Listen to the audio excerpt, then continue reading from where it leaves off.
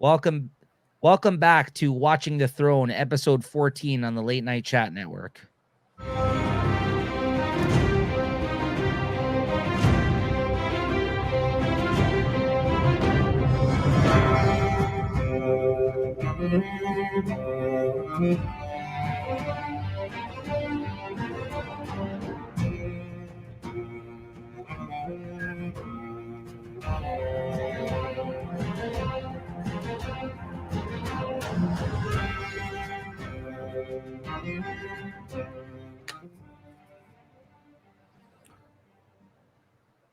Welcome back, everybody. What's going on, Jay? What's going on? Welcome back, guys. Welcome back. Yeah. We're on episode 14 of Watching the Throne. Those numbers have still been going up, man. It's great to see. A lot of people seem to be tuning into these shows, so thank you for that. If you guys are new to the channel, you just happen to click on this episode because you'd like to see some Game of Thrones recaps, or even if you're looking for the actual episode on YouTube, guys, make sure to hit the like and subscribe button for us. Do us a favor and hit that like and subscribe button to the channel here. You know, these discussions are good. Just for reference, this show is a show where we review episode by episode every week, starting all the way from season 1, episode 1. We've been doing these now. And this is his first time watching the show after getting into it, after watching House of the Dragon. And this is me revisiting the series and rewatching the shows for the first time. I've never have seen an episode more than once. I've only watched it once the whole way through. So this has been interesting conversations that we're having here. So today we're talking about Game of Thrones season 2, episode 4, Garden of Bones. So overall, what'd you think of this one, Jay? I mean, some returns of some people that we hadn't seen some parts of it. So yet this season, so which was different and honestly, a little bit more to take in. I noticed they're letting they're talking about different things, and we're trying to. I'm trying to piece it all together right now because there's a lot of movement going on and a lot of different families being involved, and it's really starting to get what's the word I'm looking for? Convoluted. Yeah, really messed up. I guess that's the word. I don't know. You would tell me. You'd know better than I would. But yeah, it's starting to get a little bit more confusing in a sense, just because you want to know who's going on whose side and what's doing who, and you know what I mean, what, where, when, all that crap. Yeah, I will say, we've been talking about this in the previous episodes this season already about how they've had to start up all these new storylines, and I think that because I even went ahead so far and I watched episode 5, which we won't be talking about today, but I wrote notes on that already. And something I'm starting to notice more and more is that how certain characters, like big characters, like that as the series go on, or big characters, their storylines sometimes are being abandoned for a couple of episodes in this season. They have a lot on the go, almost too much going on right now. So like they really need to kind of that's what I mean. Like it is definitely a little convoluted in the sense like there's a lot happening. They're trying to cover a lot of things in this season so far, and it's almost too much. I think it lacks focus at certain points of the episodes, quite frankly, just because it's just like, well, hold on, like we just started this other interesting story over here. Why don't we get somewhere with that story before we go off and start another story, right? And yeah. I mean, listen, it does continue like that throughout the series, but they get better at doing it as they go on, I think, from here. And I think that's why, like I said, we were talking to our friend Christina there that day, and she said she's actually not a fan of this series, this season specifically for those that reason, pretty much, right? So like I mean, I don't know if she said specifically for what we're saying now, like, but she did say she wasn't a fan of this season. So I mean, so I think we're hearing that from a couple people so far I've heard, but it's just a different style of episode, a season. I think they're just trying to get pieces put together and stuff sorted out, and you know what I mean. From what I'm gathering, we're only halfway through it in that sense, so I couldn't tell you 100% where it's going from here, but yeah. Oh yeah, I mean, you're still gonna get good moments amongst everything happening, and and even even last episode we talked about. I thought we really enjoyed that. Was probably the one we've enjoyed the most so far. Was the 3rd episode, right? So yeah, there's some good stuff still to be found in this one, but yeah. So episode 4, Garden of Bones. So I'll just get into kind of the moments here. I'll describe the scene scene by scene, then we'll comment on it, guys. And then, you know, if there's some stuff that we can throw up on the screen here to kind of help out with, you know, some maybe what some people look like or some information as we go along, we'll try to include some more of that as we continue to do the show here, because I think it's helpful. Like at some point, I'd even like to bring up, it would be interesting once we really get into the weeds, maybe even by next season, like if we put up the Westeros kind of map or something up on the screen, because sometimes it's kind of nice to see, like that's when we're going to be really nerding out, is like where things are in relation to others, because like even trying to pay attention in the intro right now, and what do they call it, the beginning, the which is the map of Westeros, which is interesting you say that, because in the next episode, again, I've gone ahead and I already watched that one before we're about to record that next week, but I've there is a moment in that where they literally say a region in the next episode, and they're in the intro of that episode, you see them slowly like pause almost and scroll past that certain part on the map, which has never been referenced. And then I saw it during the intro. I was like, oh, or maybe it was during this episode. And then I seen that on the map intro in the 5th episode, but it was one of those things where they mentioned it in passing in the episode. And then I saw it actually in the intro of the show. And I was like, oh, there's that fucking place. That's what I mean. Like, I think once we kind of get more into it and more people are introduced, and we have a better, even you, like, well, you have a better understanding of the world, it might be interesting to kind of look into that kind of stuff. Because like for me, that's the more interesting stuff that I'm looking forward to learning more about upon this rewatch, because I never understood enough about the show to kind of get into it that deep the first time around. Like other people were like, like that. Yeah. I never got to that point. Like, that's what I mean. Like even rewatching this, sometimes I'm like, I don't know some of the people's names. Like I've had to look stuff up. That like this has been an informative watch for me, and kind of nice to redo this way, because now I'm actually paying attention to some shit I didn't pay attention to before. I'm like, oh, it's this fucking guy. Where before I'd be like, oh yeah, it's that guy. I would never know his name. Now I'm like, okay, this is this guy's name now, right? So it's kinda, you know, it's kind of cool. So in that sense, right? So, well, yeah, because I mean, you've already been through this. So yeah, but I'm starting to see some new characters. That's another thing. A few new characters and people that were introduced in this one. So that it's you know, they seem interesting. I don't know what their whole fucking point of them is. But yeah, we'll see. Right. We'll talk about that. Right. You'll hint off accidentally. Yeah. I've been trying my best, but I know the other things I'll just be like, yeah, he's a big character somewhere down the road, right? But all right. So anyways, so it starts off with some Knights, Robbie. Yeah, Knights talking about Renly,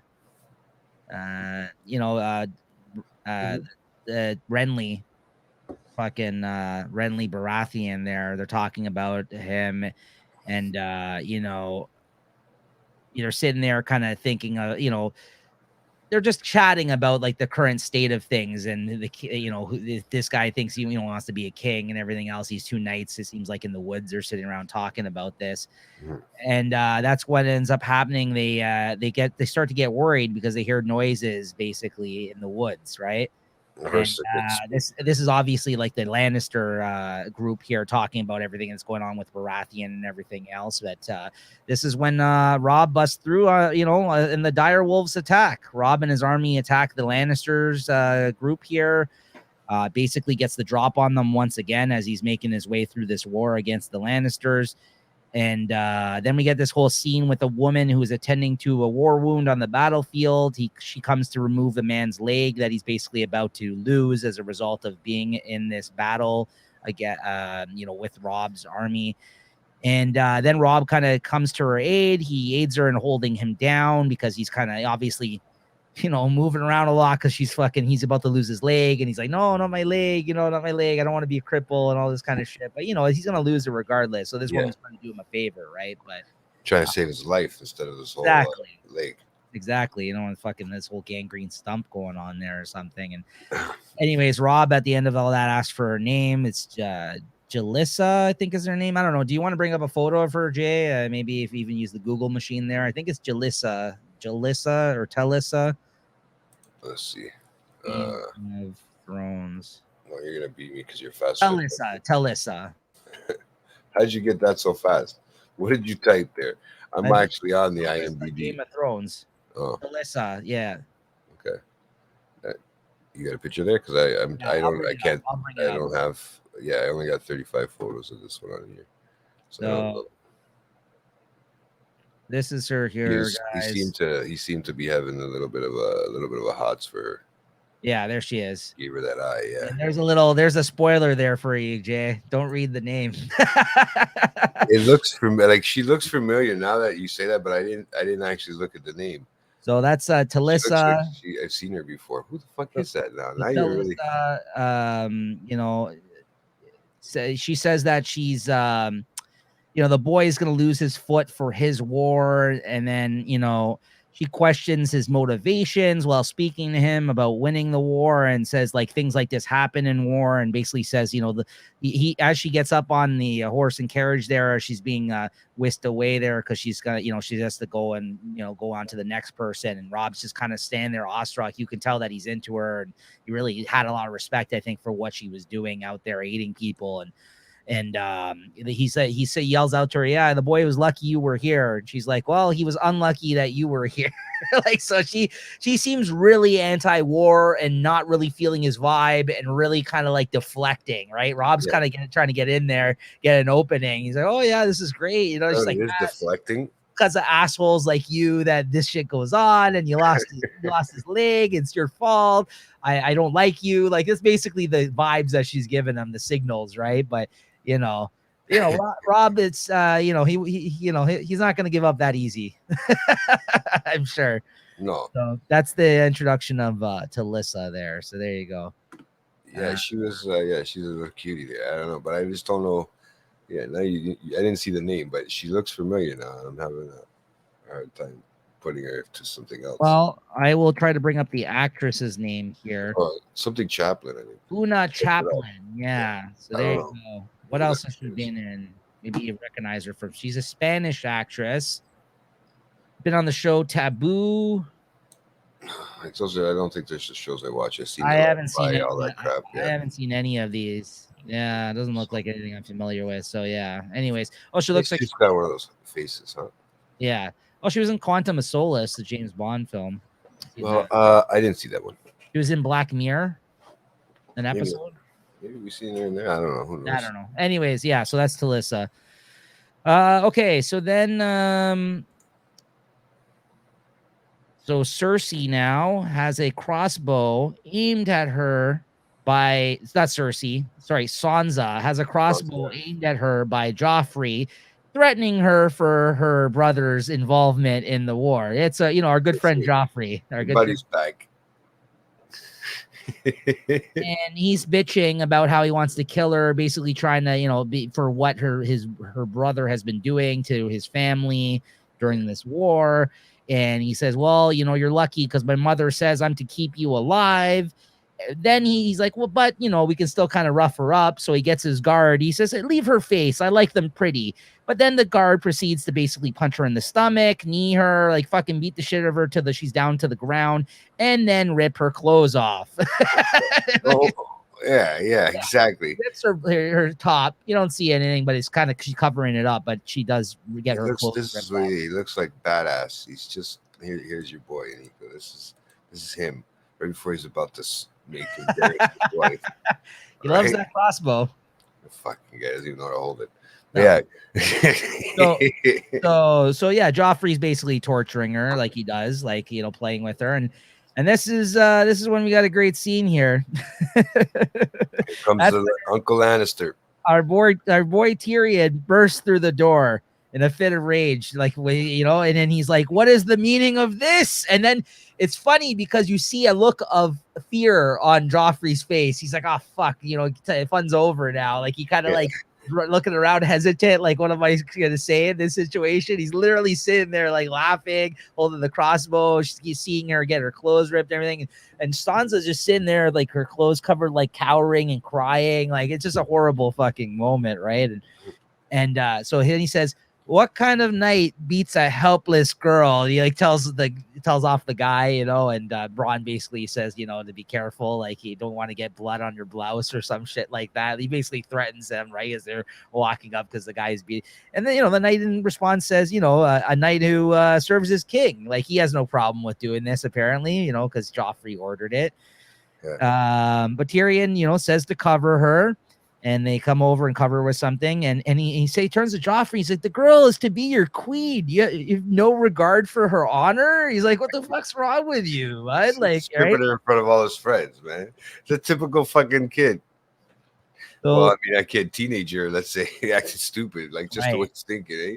And then he's just an impotent, what do you call it? Like, I don't know about if he's impotent, but not impotent. No, that's the wrong word. I don't know what the word is. No, the wrong word came out of my mouth. The petulant child, fucking guy's just whining.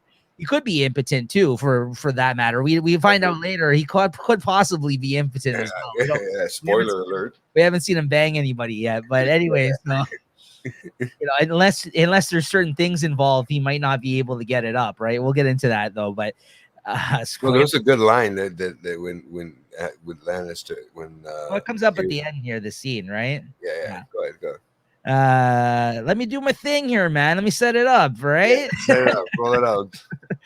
I jumped a little far ahead. I got excited with that line. Yeah. We'll get to your lines. I'll let you say your lines. I know which ones you like. Anything that's perverted. Okay, so then he starts yelling out, the king shall do what he likes. He's like, yeah, I'll do what I like, right? I'll do what I want. So then he's like, has your Uncle Jamie told you of the Mad King? He did the same thing. He did what he wanted, right? He's just basically calling him like crazy for doing this shit, right? And that's a threat, I think. Is that a threat? You say Joffrey even said it. Yeah, you see what your father did to that person, right? So, and basically, he says she does not fight her brother's battles, you half-wit. Like, basically, like, it has nothing to do with her. You're taking it out on her. She has nothing to do what's going on with her brother, right? And she's still standing beside the idiot too. Yeah. And then he basically says, Bronn, the next time he speaks, kill him. And then he says to one of the guards, the one that was like up there beating the shit out of her, right? He's like, that was a threat, right? Like, because he's like, are you threatening me? Because he's like talking back to him. He's like, no, this is a threat. Yeah, Bronn, next time he speaks, kill this man, right? And the guy's like all shocked, right? Like, Tyrion is making moves, bro. So he walks in like the biggest man in the room, bro. That's the best part. Like when he opened that door when he first walked in, and he swung him open. I was wondering if he needed help. But I mean, like if he actually pushed them open himself. No, sorry. But yeah. So this is the interesting part here, though, at the end of all this. Like he after he fucking puts a stop to this, he goes and he very kindly grabs her hand and walks her off to get her out of the room of this embarrassment, the shit that all went down. And he turns to her and he's like, no, be honest with me. He's like, do you want out of this? Do you want an end to this arrangement? And then she's like so fucking diluted, but she's playing the game in her head. I get it. She's like, oh no, Joffrey, he's my one true love. And then like he's sitting there shaking his head. He's like, oh girl, you're gonna survive us all, aren't you? Like he's just like, oh, you're fucking you are playing the game, right? He's like, okay, I see what you're doing here. Okay, you're putting up with this nonsense, but you're strong. Like he kind of. It's funny because he thinks she's strong in that sense, but then you got a complete opposite with her other sister who's strong in a complete other type of way, and that she's been going through, right? So, but anyways, then there's a moment where he's talking to Bronn about maybe he's angry because he hasn't had sex, right? Like, go ahead, Jay. What does Bronn say about it? Yeah, because he's fucking he's backed up and he's clogged from balls to brains, man. That's awesome. That's how I felt the other day. Sorry, but right. Then he says, I think dipping his wick might cure him. like basically, and he's like, "There's no cure for being a cunt." Yeah, straight up said it, man. No cure for being a cunt. No, dude. I love Bronn. Bronn is great because he always has those one-liners with Tyrion. Like he just bounces shit off of him, and he always has like a smart ass response like that because he's just a good like little relationship. Yeah, well, they get along. You know what I mean? Even though he's doing it for money, like he does get along with him because clearly, whenever Tyrion has him doing his dirty work in these scenes, like he's got a shit-eating grin on his face because he knows he can throw down with these people, but he's just like. It's just funny. He holds his own. Yeah, he can hold his own too, right? So it's not. But yeah, Tyrion's using him like it's just basically it's his personal bodyguard too, right? Yeah, exactly. So yeah, great scene. But they are getting better together as they play along together, right? There's no cure for being a cunt. I like that. So, anyways, from there you get because of this conversation, based on this conversation, Tyrion ends up leaving 2 prostitutes for his nephew there, the king, in That's his. what I thought was, well, you know what? It was kind of him. I mean, it was nice. I mean, I wish my Like, uncle would let me leave me two prostitutes sometimes, well, but I listen, mean, I I don't mean, know what if I want those ones, but I mean, yeah. it is an age-old tradition. You've heard of people doing this. Sometimes it's kind of scarring for the individual as well, and maybe not taken the right way. But It's an age he's old. trying to do him a solid. He's like, listen, maybe just need to get his rocks off, right? So Maybe he just needs to bust them up. Maybe he's a virgin. maybe that's why he's so angry, right? So he's like, okay. So he leaves him two women.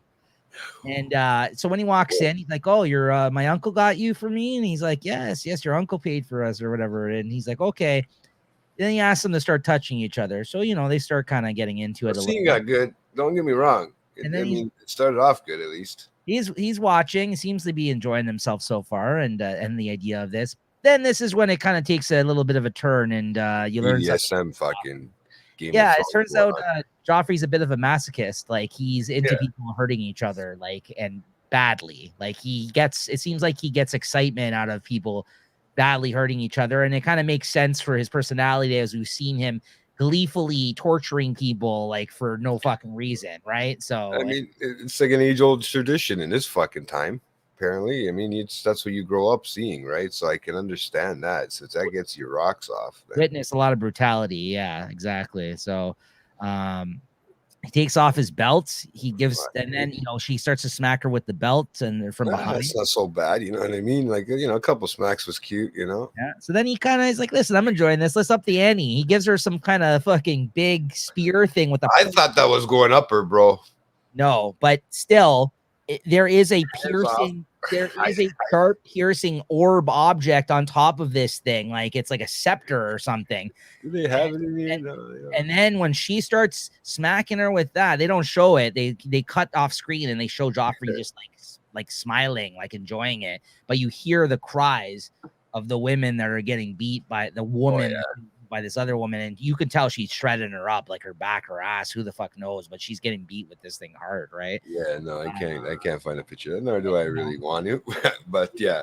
He raises that crossbow once again against them and basically says, "Yeah, do it, or else, they're just kind of like, no, your uncle wouldn't want this." He's like, "No, I want him to find out that this is what happens when he's just like, is he fucking with his uncle too? Because maybe he's just adding to the fact that maybe this kid's got an issue in his head. Maybe he likes this kind of stuff, and that's why he's so angry or whatever. Like maybe he's playing. I don't know. I'm starting to wonder: is he playing along too? Is he smart enough to play along, Joffrey? Because he doesn't seem to be stupid. He seems to be. He's stupid. Okay, I haven't seen that part yet, but he's not right. He's not right in the head. Yes, clearly. Okay, but he's not really. I mean, stupid in the sense of trying to control his people. If you're trying to do, is you got everybody scared. You it's working. Yeah. Right. So I mean, I don't know. I'm wondering if he's smart enough to if he's trying to play the game with his uncle, you know what I mean, like play against him with Tyrion, right? Yeah. So I don't know.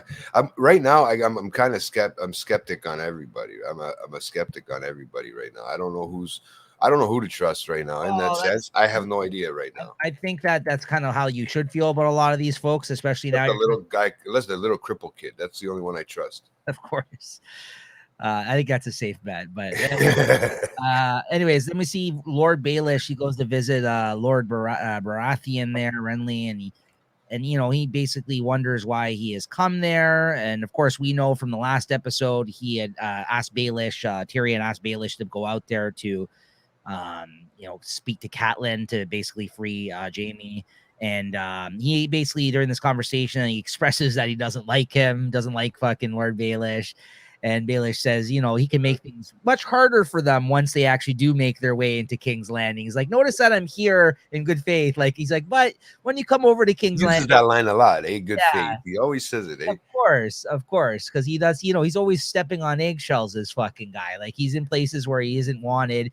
He keeps knows, popping up in like these. Knows a lot about everything. Yeah. He's got the drop on a lot of people. He can't be trusted. Like, you know what I mean? No one wants to see this guy like pop up, right? like just this fucking guy. so he shows up. Runs like the little ins and outs. He's like their dealer in a sense where they trust him enough to bring them in, but keep you at a distance. That's that's the pimp in him, I guess. Yeah, I guess so.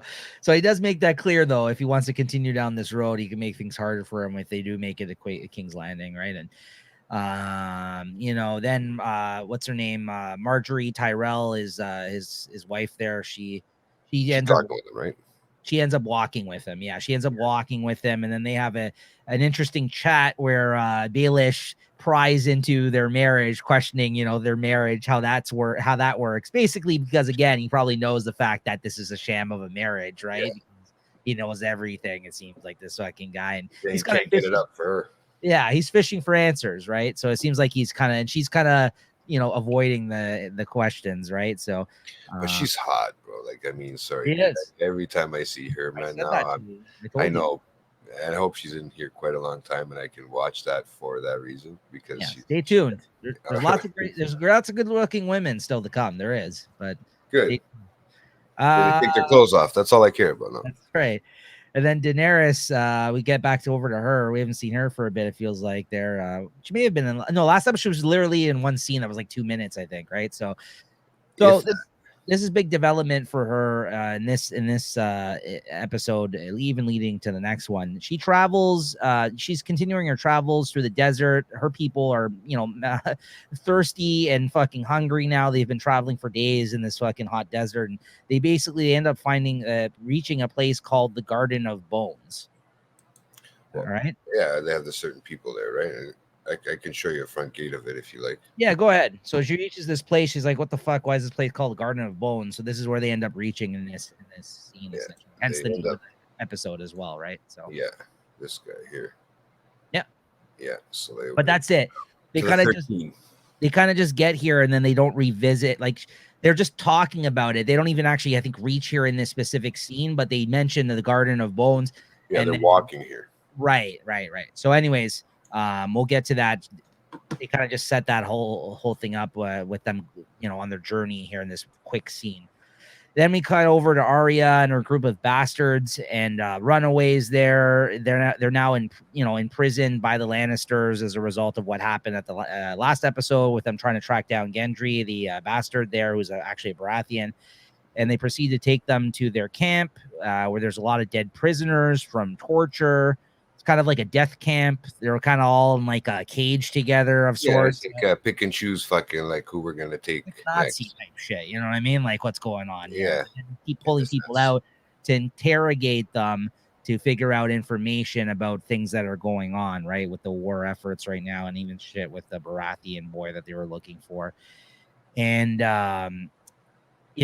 at the end there, you get Arya kind of just in the cage there. And the only thing keeping her sane, it seems like, with this horrible situation that she's got into is that she continues to repeat the names of the people that she swore revenge on, that she would get back to, that she talked about with that guy in the last episode. Yeah, I was going to ask you, are those the names of the people she was angry with? Because I was trying to figure out, or the people, I wasn't sure if it was the people that she had lost or if it was the people that she was wanting to get revenge on for the death of her father. Remember last episode she had that conversation with that guy prior to them getting imprisoned. He said that was the only thing that kind of kept him going at one point until he kind of tracked down his brother's killer and killed him. Like so basically now she's just got a list going in her head of people that she wants to get back.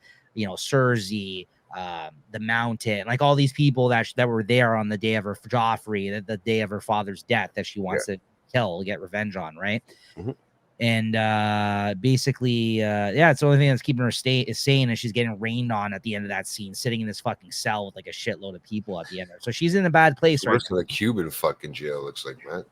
She's in a bad place. She's in a bad way right now, right? So I can say that they don't stream us. That's right. Communist.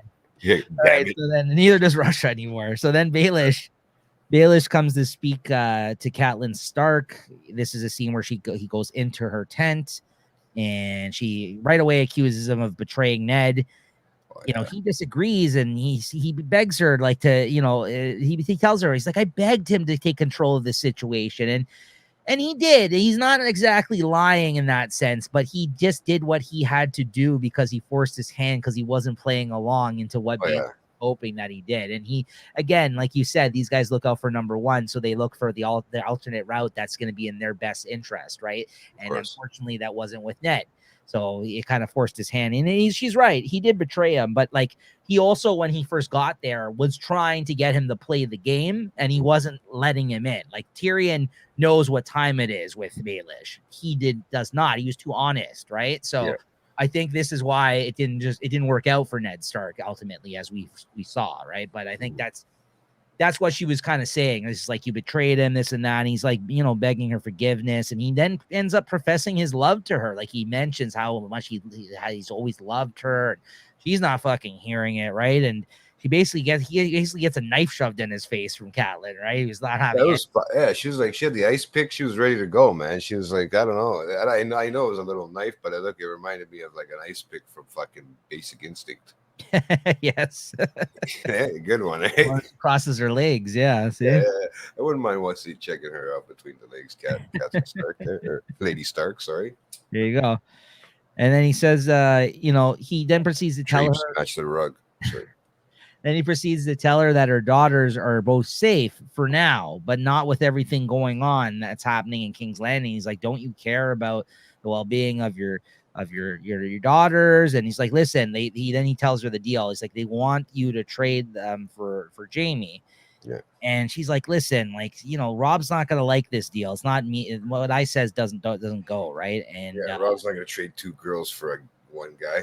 King, like especially a lord, like the next in line to be a Lannister king, right? So but then Tyrion, you finding out that as he ushers these people to bring it into the tent, sent her Ned's head in a box in good faith, basically, so she can bury her. Was it a head or was it with the whole bones? I didn't know. They didn't really show, so you kind of have speculation. It is, but they didn't show it. But if I had to guess it, I would say it might be the head because. Or the remains, or just the remains. Yeah, you might be right. But to fit in that box, I don't know. Like, I mean, they could have shot. I don't know. Like, because we do know that a decent sized box. I mean, don't get me wrong. We do know that the head was on a spike, though. You know what I mean? Previously, so that's why. Maybe that's what she, And I think. Well, I'll have to see if it's there next time they go back to King's Landing, or where is it? Yeah. Right. Well, no, but no, it wouldn't be in King's Landing. It would be buried in Winterfell, that's where he's from, right? So that's why he was saying, like, listen, Tyrion wants to do this in good faith. He's sent you this, and then she just starts crying, obviously, because that would be a traumatic thing to open up this fucking box and see him there. Yeah, of course. Of course. I wrote down special appearance, but they never actually showed. They don't show it. So I thought there was going to be a special appearance. I wrote in brackets here, literally special appearance, which would have been Ned Stark, right? Right. So sorry, that was a bad comment. I find it sucks, but yeah, it was. I've made worse. Poor Ned. So yeah, she tells him to get the fuck out after she sees what's in the box, and she just sits there crying, right? But anyways, then we come back over to Arya. She's awakened to see the man who picks out the people that are going to get tortured next. And basically the boy that was with her previously, he says to them, if you look him, like I've been told or heard, if you look him in the face, he won't pick you. And he ends up doing that. He's like looking straight at him, and the guy does kind of seem to like try to pick out people that are scared of him the most out of the group. So he grabs some fucking guy that's trying to like ignore the situation when he comes in. I called him. I actually wrote the grade 7 to 8 JT. That kid, it looked like you, because that was that fat kid that sure, he shit his pants every time it was time to fight or time to whatever. And he does end up pissing himself at the end of this. Yeah, exactly.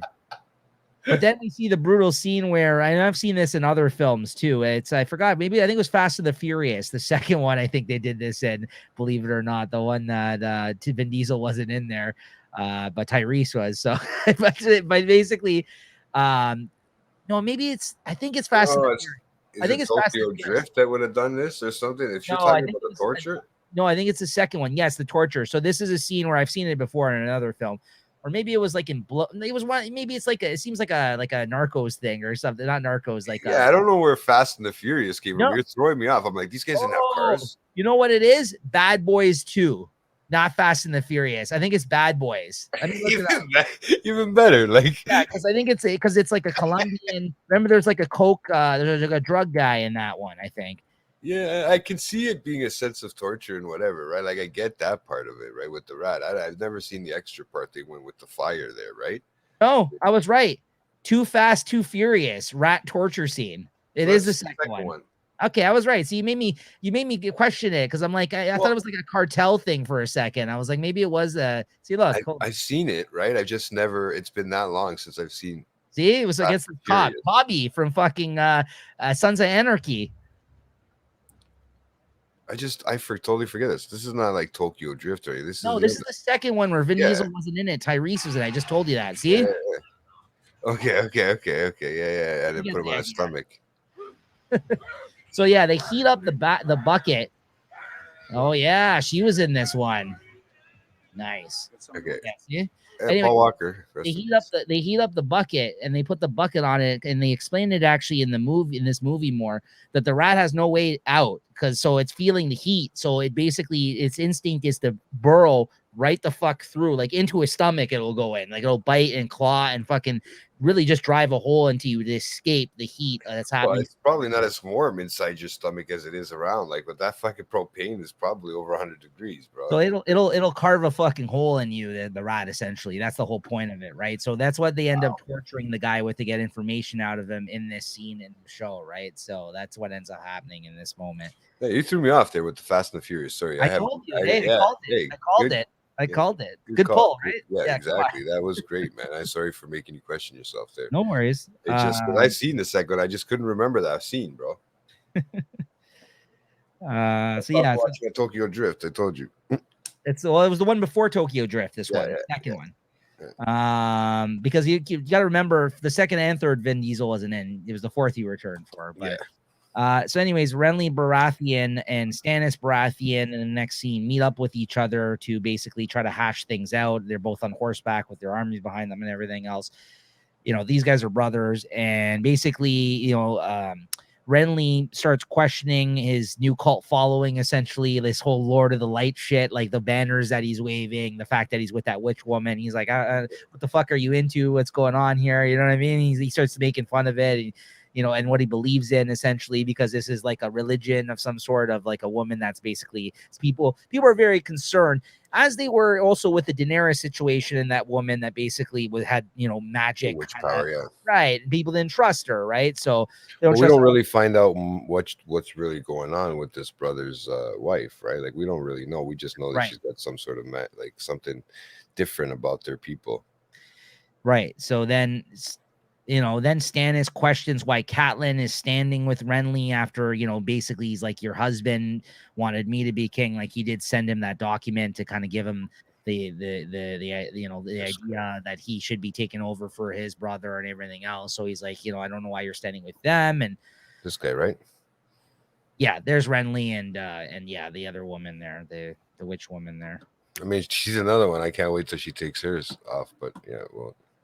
Yeah, she does. I think she already did in the last episode. Is she? Oh yeah. She seduces him at the end of the last one, right? Okay.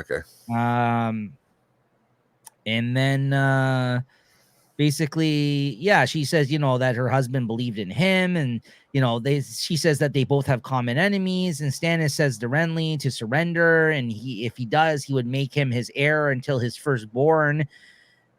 Basically saying like he'll become king if he falls out, if he doesn't become king, only unless his firstborn becomes king before him, and he refuses. So he's like, listen, I guess we're going to war then. Looks like they're going to war. They can't make up their deal. He doesn't know. He hasn't got his wife pregnant yet. So I mean, we don't know. Like, I mean, this is good. That's two brothers fighting over fucking money.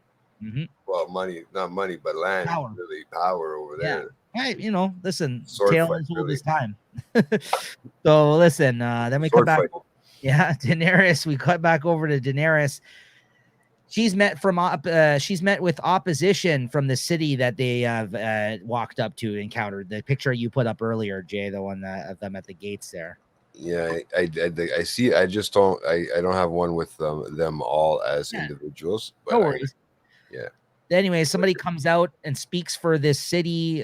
We find out his name, Quarth, and it's she's met by somebody who mentions that he's a trader of spices, a merchant in the city, along with he's part of 13 people basically that run this city. Like they're all representatives. I guess it's like a democracy type of situation where, you know, they all basically have jobs within the city, but they also help run the city of Quarth. So or Cath or Quarth, I think it's pronounced. Yeah, Karth or Karth. Yes. And because she mispronounces it at first and he Yeah. corrects her, right? Anyways, so I think she puts a U in there. yeah, Quarth. Right? And then Yeah. it's like Karth or something like that's what it is. This Karth. is the guy. I know him from somewhere. I can't remember. I just don't know his name. He looks familiar, yeah. Yeah, but here he is here. He's a pretty interesting character. I feel like he's gonna be somebody that's interesting to pay attention to. Right? But this guy here, right? For everybody. Yeah. This I don't know where I know him from somewhere. I just he looks familiar. And then part of the space god. The Spice King, sorry, yeah.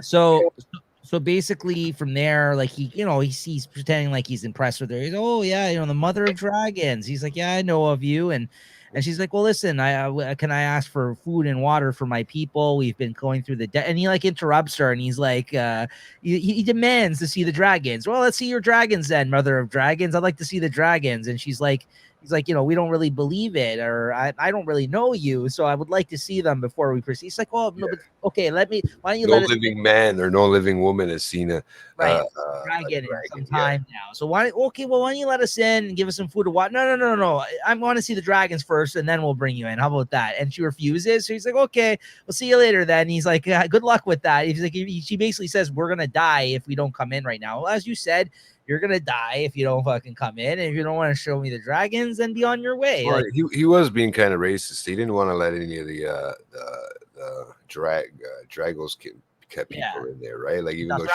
because they're barbarians. Even though she was the queen of them now, right? Well, she kind of is in a sense, right? Yeah. Dothraki, but she's like, yeah, I don't want those Dothraki in the city, right? So yeah. But yeah, that kind of goes on for a little bit. And basically says, then return from where you're from then. Because she's like, well, she says, where I'm from, guests are greeted with honor at the gates. And she's like, yeah, well, then return where you're from then. He's like, that Dothraki savages will not proceed through their gates. And then she gets pissed. Like Jorah Mormont trying to like calm her down, but she's like, she vows revenge on them. And she's like, I will burn you first if you don't allow us in.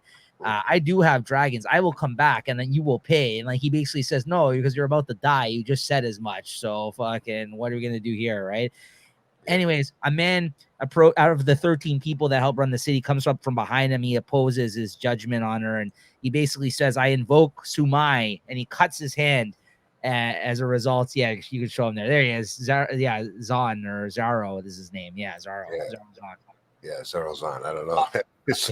Cuts his hand, it starts to bleed, and as a kind of like, she's my guest essentially, and if something were to happen with her, I will serve the price essentially, right? I'm vouching for her basically. Yeah. And he's like, okay, it's like, it's your head, it's your choice, right? And he's like, okay, I'll allow them through. And she's got a pretty pitiful army at this point. You can't even really call it that. It's a group of fucking struggling people. Yeah, struggling people trying to work their way in somewhere. Right. The only fucking advantage they have is little baby dragons. Yeah. So then we cut back to Arya. You see them putting a man's head on the pike after the guy who just got tortured, the rat guy. This is when they proceed to grab Gendry Baratheon. Go ahead. Yep. In that scene where they introduced him and she cut his hand, did they show that nice picture of what it looked like, the Garden of like Bones at that point, or was it later on? That's later, right? Yeah, because they showed two versions of that in this one, right? They showed the old we haven't got to it yet, but yeah, really get to see it more so next episode. Actually, you get to see more of the city of Qarth in the next episode, not specifically this Garden of Bones, but you do see a scene of that I think later on in the actual episode. This episode, yeah. So. But then now they grab Gendry Baratheon there to torture him the same way. And of course, we know he's a Baratheon, but they're trying to kind of torture him to find out if he knows information. They're trying to, figure out which one is maybe the bastard child and what exactly happened with that information on whatever. They're just trying to get information about things going on from them, right? And this is when Tywin Lannister comes in on horseback, and wait, I got a picture of him. Go on, keep talking. He asks why the prisoners aren't in cells, and they mention the fact that they're overflowing right now with their prisoners in their camp here. And he says, okay, well, how about you use some of these young, able bodies areas? Yeah, I mean, demands respect. Look at this fucking guy. Don't fuck around with him, bro. Yeah, he just comes in on a white horse. I like him. He's good. So he comes in and he basically says, well, listen, I see a lot of able young bodies here. Why don't we put them to work as laborers, right? He's like, and he basically calls everyone like idiots, like his group of people working there, like morons, essentially. And he's just, all these people are just standing around. And, he makes working order of this situation very quick, and they get very lucky as a result, because he asks Gendry what his trade is, and he's like, "Oh, blacksmith, sir." And he's like, "See, what the fuck are you doing, man? You can use this guy. What are you doing having them fucking in this seat here?" He's like, "Enough of this shit." It works. We got free labor. So then he exactly. So then he notices right away, this guy's sharp, man. Turns around. And he's just like, he notices Arya as a girl dressed as a boy right away, because he's like, you'll not talk to him that way or whatever. He's like, oh, of course he won't, because she's a girl. What the fuck is wrong with you? Can't you see this girl? She's a girl. Yeah, it's a girl dressed up like a boy. Like, tell me, well, why would you do something like that? Oh, because it's safer travels for a boy. And he's like, smart girl. It's like more than I can say about these fucking guys. Like, he's just like, these idiots. Is it a noggin? Yeah. But then he basically puts her to work with the others. He says he needs somebody, like, basically to serve him drinks and his food and all this kind of shit. So he brings her with him. So now she's directly fucking with Tywin Lannister. She's in the middle, yeah. Some sort of turn of fate, right? That's crazy. So she's surviving, bro. She's surviving. She's surviving out there, Arya. She's a badass so far. Told you. I knew you'd like her. Yeah, she really is. She's one of a lot of people's favorite characters here. Will she be 19 by the end of the episode? By the end of the season? I don't know. I think so. Okay. Yeah, I think so. I won't say why, but I think she is. Yeah. So, anyways, yeah, sorry, I threw you off track there, bro. It's a JT thing. Yeah. So then we cut over to Cersei. She sends her boy toy with which I forgot about, or I didn't realize this is her actual cousin. You know that, right? Yeah. I noticed and didn't say that in this scene. Family. She's a cousin. Yeah. So Cersei sends her boy toy there with a message to release Grand Maester Pycelle, which is the old ass man that gets jiggy with it that he imprisoned last episode, right? That we talked about.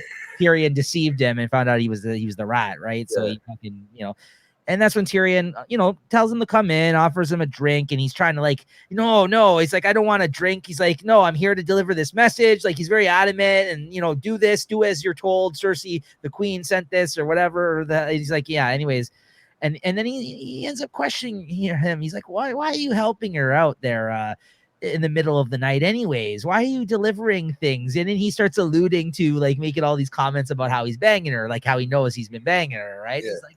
And he gets all flustered. He's like, I don't know what you're talking about. I would never. He's like, and then it ends with him basically just like crying. I had no choice. Like, yeah, I had no choice. Yeah, exactly. And then again, Tyrion has him right where he wants him. He's like, oh, really? What would your King Joffrey say about this if he found out you were having sex with his mother? Basically, he gets him right where he wants him, right? He's like, it's just every scene I'm watching with Tyrion has got to be the best. Yeah. Yeah, because he's just busting balls. He's just going around fucking busting everyone's balls now, right? Got nothing to lose. And he says, it's not my fault. He's like, what did she force herself on you? Yeah, like seriously, he's basically saying, she just fucking jump on it. So basically, he threatens to tell Joffrey, but instead he will not. If he will withhold this information, if he agrees to spy on Cersei for him and basically report back to him, like he wants to know, he wants him to stay close, gather information. He wants an eye on her at all times, essentially. So he says, like, yeah, okay, well, if you do this for me, I'll shut my mouth and I won't tell anybody, right? So, and he agrees. Won't tell anybody you're banging the king. Yeah, that's right. So then, as he's leaving, though, he turns around and he says, like, listen, yeah, she can have Pycelle back, but he won't. He whatever the fuck she wants to do with him, but he won't be on the council. So, but you let her know, you deliver this message that I do not want to cause any more problems between her and I. He's like, I want everything to be good. So he basically now he's like, okay, now I'm gonna lure her back in. Essentially, like she thinks I'm gonna make everything good, and meanwhile I'm gonna have this. I'll be all listening to her, even though I'll have the scoop from the inside. That's right. That's right. He's a smart one, man. Yeah. Yes, again, the best scenes of the episode, or at least we got Tyrion. Thank God we have Tyrion this season. Let's just say that. Yeah, smart guy, big brains, bro. That's right. That's right. All right, so now we enter the last scene of the episode, and I'm sure you're going to have questions, Jay, that aren't going to be answered at the end of this episode, and probably not for a while. I have a feeling. Very, very true, and maybe never brought up again, because this is what I will say about this season too. There's a lot more magic type shit happening in this season that I like in Game of Thrones. Like I said, they usually pepper shit in. Like, it is a fantasy. There is lots of shit that we see throughout the season. I mean, we've already seen fucking dragons and everything else, but like, there's a lot more supernatural type shit I think happening now than there is in the longer run. Like, I think the more grounded the show is, the better. But I don't mind these kind of weird shits happening in the show either, right? It does what makes it interesting in some sense. But anyways, so in this scene, Stannis talks with Lord Davos, which is his hand essentially, and about his past, where he was a smuggler before, as he's mentioned already previously when he was talking to the pirate. And it's like, listen, I need you to be a smuggler once more for me. I need you to do me a favor. I need you to take basically like smuggle the queen, no? No, it's the witch woman, the one that's the Lord of the Light woman. I want you to take her into your boat. I want you to bring her to shore in the middle of the night. Now, this is at the point where he's already gone back on the boat, and Renly, his brother, that's where they met up on the shore previously in the day. Mm-hmm. Basically, they couldn't meet eye to eye, so he fucking went back onto the boat, onto the sea, and he basically said, oh, okay, well, and then we're gonna go to war, and I'm gonna leave you now. And he's like, yeah, we'll see tomorrow. Surrender by tomorrow, or else I will come back, essentially. Mm-hmm. But so he wanted Lord Davos to sneak her in the middle of the night on the shore, unbeknownst to the rest of the Tyrells there, the Renly Baratheon, his brother. Mm-hmm. And basically, he smuggles her on there in the middle of the night, and he ends up bringing her to shore on the boat. And basically, she tries to get to know him along the ride, and he doesn't seem very interested in knowing her, because, as we know, he kind of already doesn't really trust this woman.